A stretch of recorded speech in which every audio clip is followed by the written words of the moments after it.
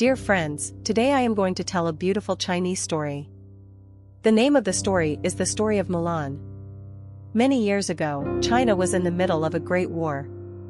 The emperor said that one man from each Chinese family must leave his family to join the army. Mulan, a teenage girl who lived in a faraway village of China, heard the news when she was outside washing clothes. Mulan ran into the house. Her father was sitting in a chair, carving a piece of wood. "Father," she said, "did you hear what the emperor says each family must do?" "Yes," said her old father, "I heard about it in town. Well, I may as well go pack up." He put down his carving, stood up and walked very slowly to his room. "Wait," said Mulan, "Father, you have not been well, if I may say so. Why at your age must you keep up with all those young men?" "What else can be done?" said her father. "Your brother is a child. He cannot go." "Of course that's true," said Mulan. "He is too little, but I have an idea." She poured her father a cup of tea and handed it to him. "Father, have some tea. Please sit a minute, I will be right back."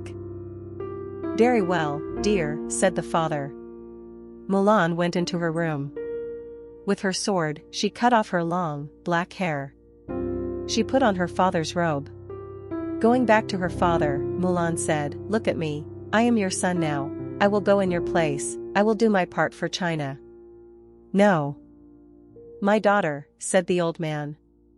"You cannot do this." "Father, listen please," said Mulan. "For years, you trained me in Kung Fu. You showed me how to use a sword." Mulan swung the sword back and forth with might. "Only so that you could stay safe," said her father. "I never meant for you to go to war. If they find out you are a woman, you know as well as I do that you will die." "No one will find out, father," said Mulan. She picked up her sword. "Mulan," said the father. He tried to get up but had to hold on to his chair. The daughter kissed him goodbye. "I love you, father," she said. "Take care of yourself. Tell my brother I said goodbye." She climbed on a family horse. And off she went to join the emperor's army. In the army, Mulan proved to be a brave soldier.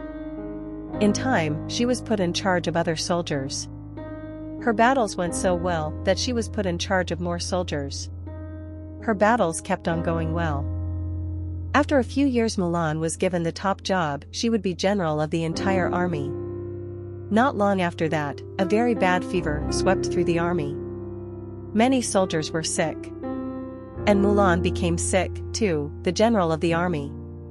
When the doctor came out of Mulan's tent, he knew the truth. "The general is a woman," yelled the soldiers. "How can this be?" Some called out, "She tricked us, and we will not fight for a woman." They said, "Punish her, make her pay, the cost is for her to die." But others called out, in voices just as loud, with Mulan, "We win every battle." They said, "Stay away from our general." Just then, a soldier ran up. "Everyone," he called, "a surprise attack is coming." Mulan heard this from inside her tent. She got dressed and went outside. She was not yet strong, but stood tall. She told the soldiers where they must go to hide so they could attack when the enemy came. But they must get there fast.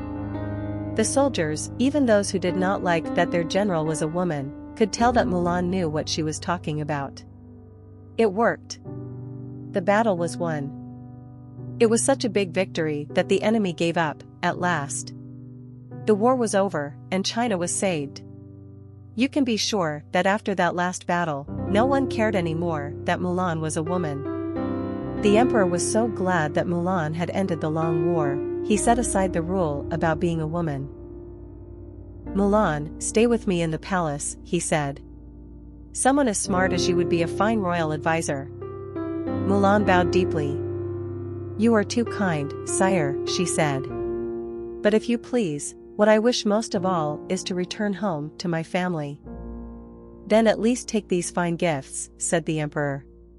"So everyone at your home village will know how much the Emperor of China thinks of you."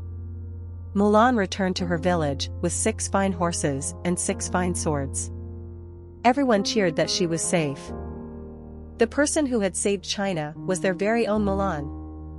Thank you for watching this video. I hope you like this story. Please like, share, subscribe and press the bell icon for future notifications.